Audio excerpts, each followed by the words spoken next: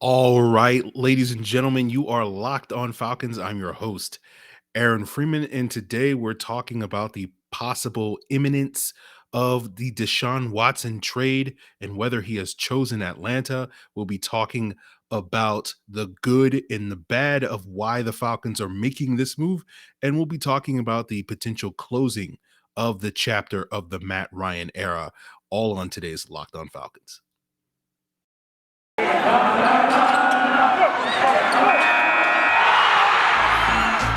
You are Locked On Falcons, your daily Atlanta Falcons podcast.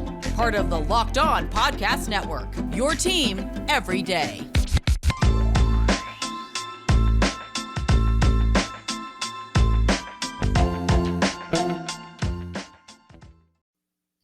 So, guys, you know me. I'm Aaron Freeman. Been covering the Falcons for many years, formerly at FalcFans.com. RIP, still going strong on Twitter at FalcFans. Of course, the host of this illustrious Locked On Falcons podcast, your daily Atlanta Falcons podcast, right here on the Locked On Podcast Network, your team every day. And I want to thank everyone that makes Locked On Falcons their first listen each and every day. Of course, Locked On Falcons is free and available on a variety of podcast platforms, including Apple, Odyssey, Google, Spotify, as well as free and available on YouTube. Make sure you give us a like and subscribe to the Locked On Falcons YouTube channel.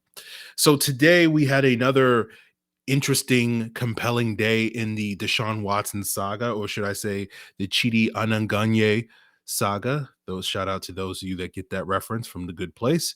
And as of this recording on Thursday evening, shortly after 10 p.m. Eastern time, Deshaun Watson has not officially decided whether or not he wants to play for either the Atlanta Falcons or the New Orleans Saints, which is now officially down to those two teams based off of various NFL insiders. But we have our very own NFL insider, and that is, of course, my good friend Jake Gordon of sportstalkatl.com, who cites his own source that says Watson has already chosen Atlanta, and it's only a matter of time before that becomes official. And of course, that report from Jake at Can't Guard Jake on Twitter is heavily disputed by other folks in the media. And I had a chat with Jake earlier this week before all of this stuff broke on Thursday, talking about some of his sources in regards to the Deshaun Watson situation. And I do believe that Jake's source is a valid source. And so I do believe that what he is saying is true. And it is only a matter of time before Deshaun Watson ultimately chooses to play for his hometown team, which is, of course, the Atlanta Falcons.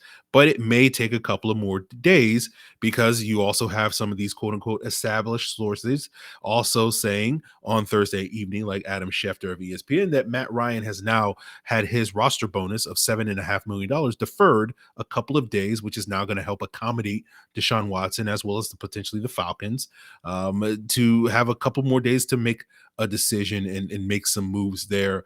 And, you know, it has been widely reported that Ryan's bonus was due on Friday. And, you know, I've seen in previous reports suggesting that was Saturday, but apparently the rest of the world seems to believe it was going to be Friday. And now that's going to be due on Tuesday. And according to Pro Football Talk, if Ryan isn't traded or officially restructured, and we know that the Falcons have already worked out the parameters of a restructure that do involve them, adjusting that roster bonus. If that's not done by 4 p.m. Eastern on Monday, the end of business day on Monday, Matt Ryan's, will have that bonus paid to him, and therefore the Falcons' salary cap situation will be, I guess you could say, screwed up at that point in time. And so, in order to get this, unlike, sort of a max restructure, in order to get this change to his contract done, it does require Matt Ryan and his agent's approval. And so you can interpret that however you want. How I interpret that is that Ryan only does this because it basically, he knows that he's going to get traded, and this gives the Falcons more time to trade him. Now, of course, you ask, how would he know that? Either he already knows, like Jake Gordon, that Watson is coming to Atlanta, which would presumably put him in a very small circle, or, basically regardless of whether Watson does wind up choosing Atlanta or New Orleans, Matt Ryan has already made it, clear that he wants out of Atlanta. And of course, you can't necessarily blame him for that, given how this situation has gone down. And we'll talk a little bit more about how this situation relates to Matt Ryan towards the end of today's episode.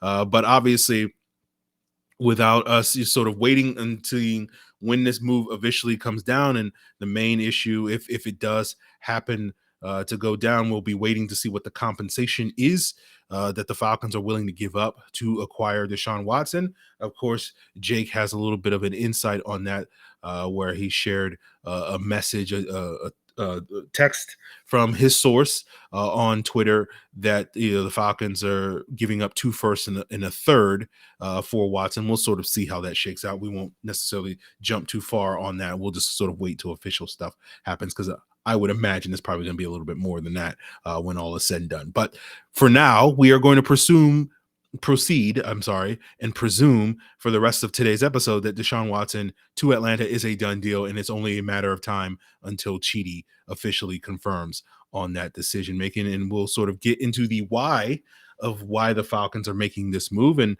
sort of get into the one big pro, which is potentially upgrading the quarterback position, and the one big con, which is completely in a negative stance, changes how people may perceive this Falcons organization moving forward, and particularly owner Arthur Blank, as we move forward. And we'll get into all of that as we continue today's Locked On Falcons. But of course, it's been a big week in Atlanta sports. Too many L's.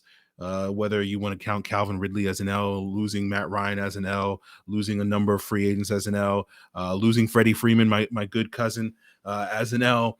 And of course, unfortunately, on Thursday night, the Hawks suffered another L, which is losing John Collins to an injury. And so find out more about that by checking out the Locked On Hawks podcast hosted by my good friend Brad Rowland. And of course, you can find Locked On Hawks on all the same podcast platforms that you can find Locked On Falcons, including now on YouTube.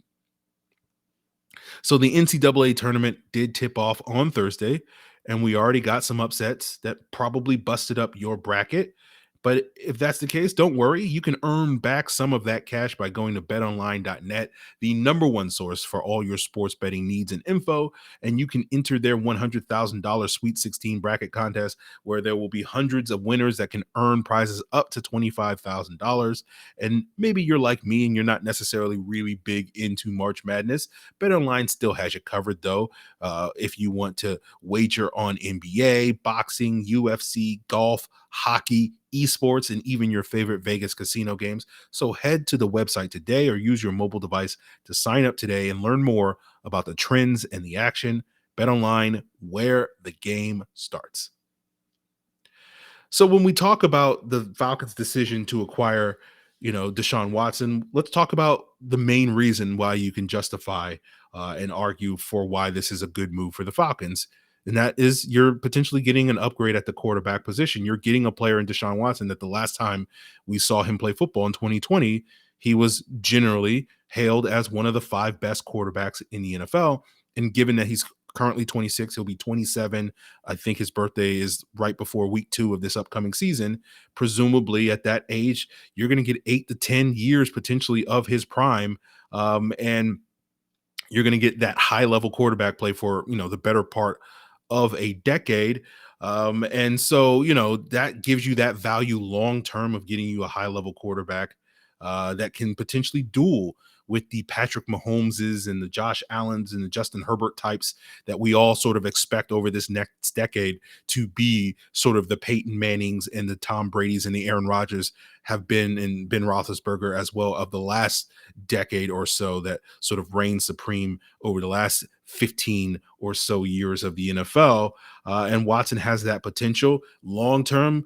Short-term, you're going to have to deal with probably this season because of some limitations in terms of assets. Not only the Falcons are going to potentially give up in the trade, as well as limitations in assets the Falcons have in terms of spending money to surround Watson with not an ideal supporting cast. But potentially you hope that some of those assets will open up next year. You hope that the Falcons do some savvy free agent management by signing a bunch of sort of cut players rather than some free agents. They can maybe accumulate with some of the losses that they've suffered in free agency already, some, compensatory picks next year to add back some of the assets that they potentially may be giving up in the Watson trade. And so we're kind of in the same boat that we've been talking about now for the last several months with Matt Ryan, where you just you're got some limited assets. You're kind of hoping that you can tread water this year, make some improvements But again, you're probably not going to necessarily make these monster improvements. You're probably not going to be one of the top teams, but you're maybe hoping that you can, win 7 or 8 games and be again in playoff contention at the end of the year. And then next year that things will start to open up and you can really start to surround Deshaun Watson with a lot more talent. And this was the same situation that you had with Matt Ryan. And then you sort of compare and contrast to the situation that the Falcons were kind of in with Matt Ryan, where if that was the case, as you've heard me talk many times, that that would potentially prompt the Falcons to move on from Matt Ryan and turn the keys to either a rookie quarterback drafted in 2023 or a rookie or a second-year quarterback that basically redshirted his rookie season that you drafted in this upcoming draft. And that was probably not a great strategy because you're probably not going to get high-level quarterback play from that player in the first couple of years of his career. You're probably not going to get high-level quarterback, even if you decided to keep Matt Ryan, at least based off of what we've seen from him the last couple of years, over the next couple of years. So you're not going to get that top 5 level of quarterback play, potentially, even if you did hit on the rookie draft pick, until his third or fourth season, which may be like 2025 or so. And so you look at this coaching staff and you say they weren't going to survive that long. So when you look at sort of the why, at least from a football standpoint, the reason why the Falcons are going after Deshaun Watson, it is essentially to save this coaching staff's job, because they probably were headed for a very quick, 3-year demise. At least Arthur Smith, who knows about Terry Fontenot, given Arthur Blank's proclivities of keeping general managers for a long time. And so the idea that this coaching staff is now all in on Deshaun Watson, again, you can look at that and say, is that a reaction to maybe a questionable or miscalculation that they made a year ago when they had an opportunity to build around a talented young quarterback like a Justin Fields, like a Trey Lance, like a Mac Jones, and they opted not to do that?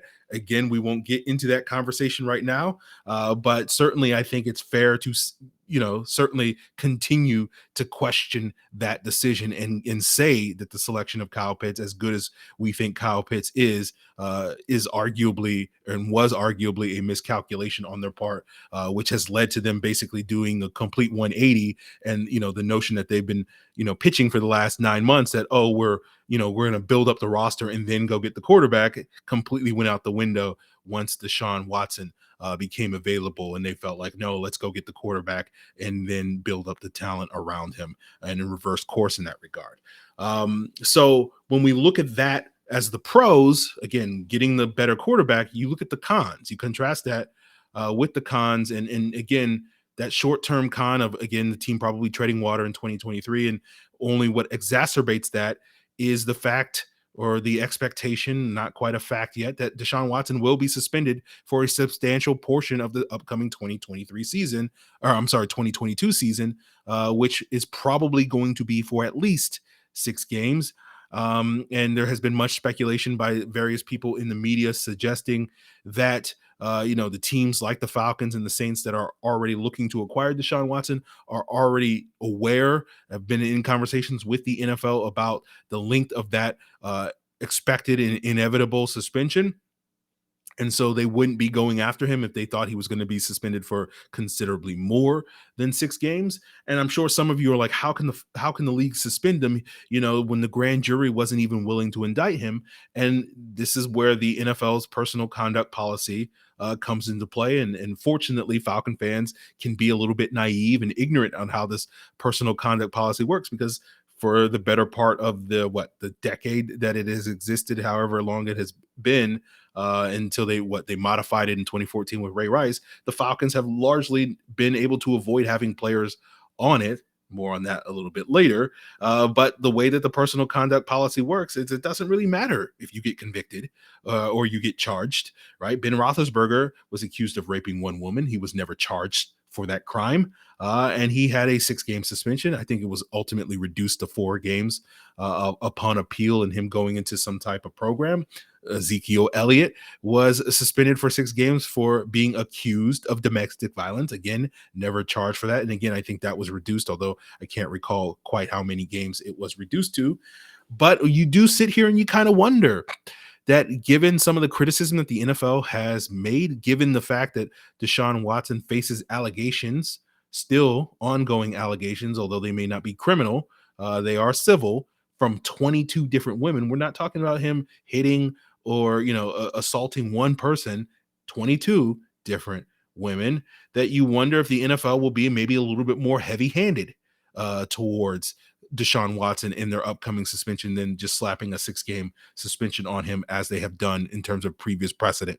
And you sort of couple that with the last week. Go back a week ago, guys, where not everybody, but a lot of people, including various Falcon fans, were very vocal against the idea of suspending Calvin Ridley for a year for gambling, when looking at the sort of incongruency, I guess is the way, the double standard, whatever you want to call it, that the league sort of turns a blind eye to some of these more heinous crimes, right?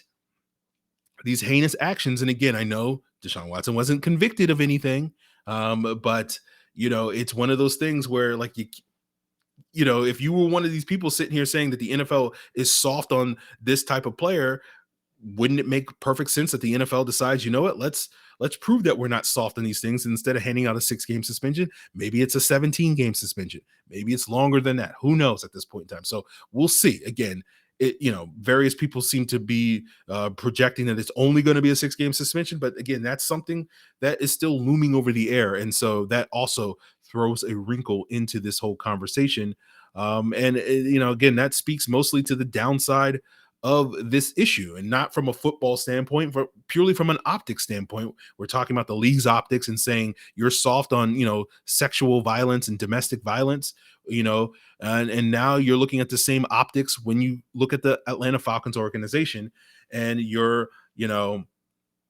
Arthur Blank, the owner of the Falcons, and you're now made a person who's alleged to have committed nearly 24 acts of sexual misconduct as the new face of your franchise. And you can sit here and say, okay, he wasn't convicted of anything, but when you look at, again, the Falcons' previous instances of these situations, they didn't wait until seeing guys being charged or convicted of anything when they released Barkevious Mingo, when they released Prince Shimbo, when they released Torrey Green in past years.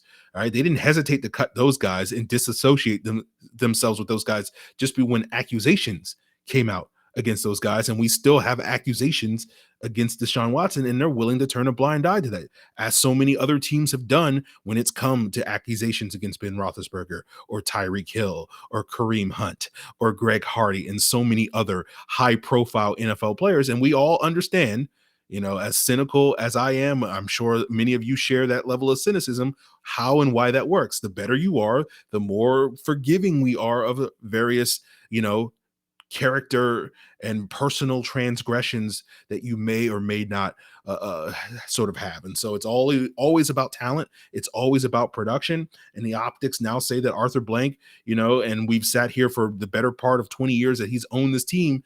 A lot of Falcon fans have been on a moral high ground that Arthur Blank is not the same as some of these other owners. He's different. He's better. He's all these various things. And now you sit here and you say, like, is he really? Right? And so I sit here and say, is he any different than Jerry Jones or Daniel Snyder or any of these other owners that we sit here and we mock and we say these are bad people and these are money grubbers and all these various things? You sit here and now you have to legitimately have that conversation. At least I think you do. And so I sit here saying all that, and I'm sure people are already warring in the comments already and ready to go to war. I'm not saying that trading for Deshaun Watson is a bad move. I'm not saying that Deshaun Watson is guilty of anything. I'm a firm believer that he'll have his day in court. He's already had his day in court when it comes to the 9 or 10 criminal charges against him.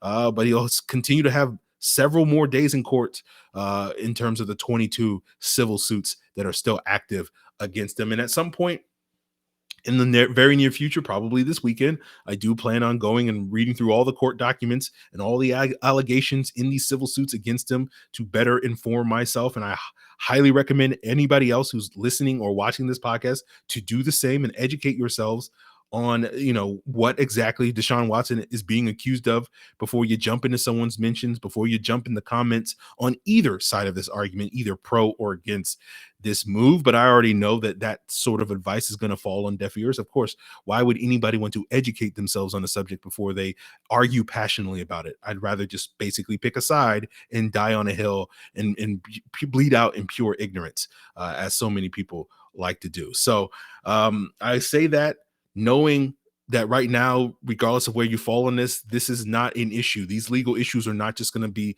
they didn't go away this past Friday when the grand jury failed to indict. These are going to be topics that we're going to continue to talk about and discuss on this podcast for the coming months and possibly years as this thing continues to get dragged out, because again, those legal issues aren't just going away. And so now that player that's going to have these legal issues and these, allegations that he's accused of is now the face of your favorite football team. And that person may or may not be a sexual predator. Time will tell on that. And certainly, the court of public opinion will continue to weigh in on that subject. And, that leads to a lot of folks, people that I'm, friends with, feeling like that's too much to bear, that they cannot no longer support a team that is willing to have that person who's accused of the things that Deshaun Watson is accused of as the face of the franchise, and they're walking away from the team. And I don't begrudge those people, and I'm sure there are just as many, if not more, people that can compartmentalize, maybe the best way you can say it, or simply don't care. And none of that matters to them. They're going to continue to support the Falcons. And in fact, they may even support the Falcons even harder because they're that much in love with what Deshaun Watson brings to the table as a person, as a football player, etc. And so I'm not going to necessarily get on my moral high ground here on today's episode and say one side is right versus wrong. I certainly am leaning in one particular direction on that. And I'm sure if you've been watching this podcast and following me on Twitter, you can probably guess which way I'm leaning on that. But again, I'm going to wait. I'm going to read the documents and then I will make a final decision. But I will sit here and continue to express my opinion, and I will give you the reasons why I have that opinion. You're not. You don't have to agree with me. And even if you disagree with me, it's fine. Again, not sitting here trying to tell other people how they feel. Again, I go back to the point I made. Educate yourself and come to your own conclusions is my general philosophy. But I would sit here and tell you before you start drawing any new battle lines in a new civil war, because we spent the last couple of years fighting one civil war about a previous quarterback, and before you automatically decide that in your default mode is I have to fight with my fellow Falcon fans about a quarterback, and I'm going to continue this fight with Deshaun Watson as I have fought on, regardless of what side of the civil war that Matt Ryan I fought. And I will just sit here and say that you don't have to do that, guys. You're probably not going to change anybody's opinion on this particular subject, regardless of what side you lie on. And you can just sort of respectfully disagree and go about the rest of the day. What someone else chooses to do, whether they choose to continue supporting the Falcons or not to support the Falcons, is their choice, just like your choice, regardless of where you fall on that spectrum, is your choice. You do you, let them do them, is my advice to you. It's not, it's not an attack on you on a personal, if a person makes a different choice or has a different opinion about a football team. And I know for a lot of you, like Aaron, you're the king of getting into arguments with random folks on the internet about the Falcons. And you're right. I'm somewhat a hypocrite and I don't always follow my advice on that, but I'm trying to do much better. And I would suggest that, you strive to make those same choices moving forward. So that's where we're going to leave it now. But again, there will be continued more talking about with Deshaun Watson, particularly if it is eventually made official over the weekend and in the coming days and weeks that he will be an Atlanta Falcon. And we will not shy away from those conversations. They will be stark and they will be frank. But we won't shy away from that, or we will shy away from Deshaun Watson moving forward, because now we're going to talk about Matt Ryan. And it sounds like the Falcons are closing that chapter on the Matt Ryan era. And of course, we're not going to be able to get all the way into, the end and eulogizing Matt Ryan's time in Atlanta, if that is the case that is now coming to end. But we just haven't spent a lot of time talking about Matt Ryan and this ongoing chapter of Deshaun, that's his name, Deshaun Watson. And so we'll focus the rest of today's episode by talking about Matt Ryan instead of Diva. I can't believe I keep making that mistake. Deshaun Watson. So that's what we're going to continue to talk about on today's episode. So guys, before we get there, I do want to plug the Locked On NFL podcast. Of course, there's a lot of other things going on around the NFL outside of the city of Atlanta. And of course, the Locked On NFL podcast has you covered on all the same podcast platforms, including on YouTube, that you listen to or watch Locked On Falcons. So Built Bar is the protein bar that tastes just like a candy bar, and it's even better than a candy bar because Built Bars not only taste good, they're good for you. Built Bars are low in sugar, calories, and carbs, but high in protein and fiber. And Built Bars in this madness of March is all about their puff flavors. Puffs are the first ever protein infused marshmallow protein bar. They're fluffy, marshmallowy goodness, and it's not just a protein bar because puffs are a treat because they're 100% covered in real chocolate, just like all Built Bars. And Puffs are a fan favorite in the month of March. They include incredible flavors like cinnamony churro puff, banana cream pie, coconut marshmallow, ruby chocolate, and lemon dip cheesecake. Find your favorite puff flavor by heading over to built.com. And when you do, use the promo code LOCKED15 and you'll get 15% off your order. That's promo code LOCKED15 for 15% off at built.com. So if this is the end of the Matt Ryan era, it's a sad ending for Matt Ryan. Now, I've said it many times before on this podcast and elsewhere. Like, I don't shed particular tears for Matt Ryan. He's made a lot of money. He'll be fine. But you know, it's a sad end because I didn't see it coming this way, even though I've been talking for several weeks and months now that the end was coming. It's funny, a year ago around this time, I was sitting here saying, 2021 is going to be Julio's last year. And that proved to be inaccurate because Julio Jones was traded before 2021 season started. And, for the last several months, I've been heavily implying that 2022 would be Matt Ryan's final year. And now it seems like we're headed for him to not even be able to get that final season. And in both cases, both players' endings in Atlanta became abrupt and felt premature, and that's what's really sad about it. And so it's interesting because for several weeks now on this podcast and other podcasts that I've guessed on, I've said basically there was a 2% chance that Matt Ryan was going to get traded this offseason, and it looks like that was another thing that I was wrong about. And never in my wildest imagination did I think that 2% chance embodied the Falcons ever pursuing Deshaun Watson. And again, we're going to talk a little bit about Deshaun Watson to close out today's episode, but I just never imagined the Falcons getting into bed with him. In addition to the football reasons mentioned earlier, of why the Falcons would make this move, this move clearly screams Arthur Blank meddling. Essentially, again, I already was probably the most cynical person when it came to the Falcons, but this decision, if this is how it goes down, whether the Falcons actually wind up getting Watson officially or not, the fact that they pursued him only makes me 100 times more cynical towards this team and Arthur Blank in particular, because this move just screams, in addition to the football justifications that I mentioned earlier, this just means he wants to get butts in seats. That's what this move screams to me.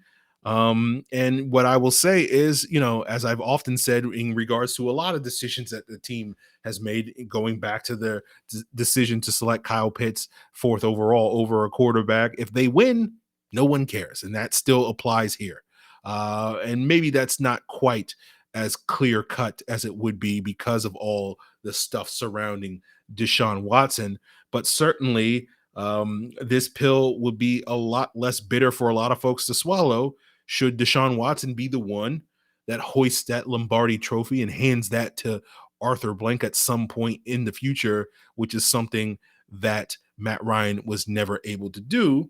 That's going to take some of the sting out of this whole situation that a lot of us are feeling currently. But if Deshaun Watson doesn't ultimately hoist that Lombardi trophy, it's going to be a tougher look for the Falcons moving forward. And if you're Matt Ryan, without a doubt, the best quarterback in team history, and arguably the best player in team history, it's a tough look for you. And I say arguably the best player in team history because I have a tendency to overthink these things. And I think if your criteria is who's the best player in Falcons history, it's the best player who ever put on a Falcons uniform, I think there are probably some other candidates that you would go to before you went to Matt Ryan. But if you're just looking at sort of who had the greatest impact, who had the best overall career while they were in Atlanta, it's hard to present an argument that Matt Ryan isn't at the top of that list. So that's why I say arguably the best player in Falcons team history.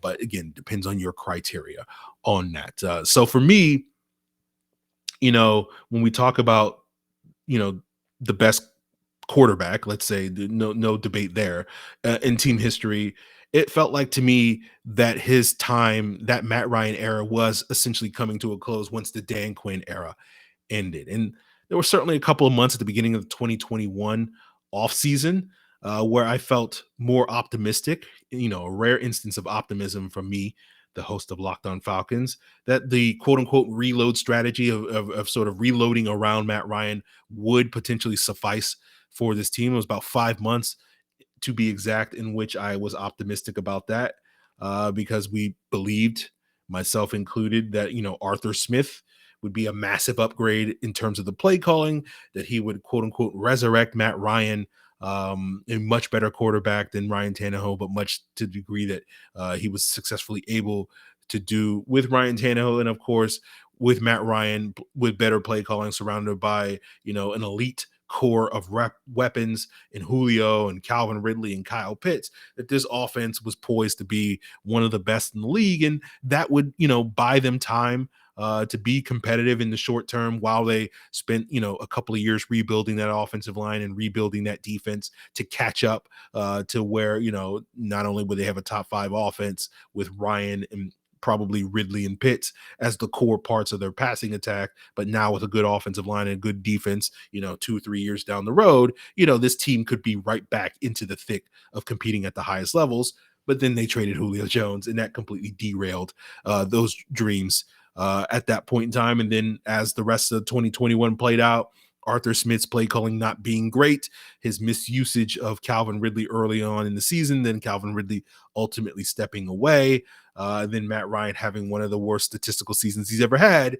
Any dreams that Arthur Smith and Matt Ryan were going to get this thing fixed and get this team back on track again sort of just evaporated at that point in time. And so the last couple of months I've been operating mostly with a much more pessimistic outlook. Again, surprise here from me, of course, pessimism, but certainly not feeling as great about the idea of getting it back again. Still holding the door cracked a little bit, that there was a sliver of hope that, maybe in year 2, Matt Ryan and Pitts and there will be certain things that could happen. But, once it became increasingly clear that Calvin Ridley would not be back in Atlanta and bounce back and be like the player that we saw him be at the end of the 2020 season, that the dreams were kind of dashed at that point in time. And so that's why, the attitude you've heard me on this podcast for several months now has been more towards turning the page on Matt Ryan and looking at some of these young quarterbacks and who's going to be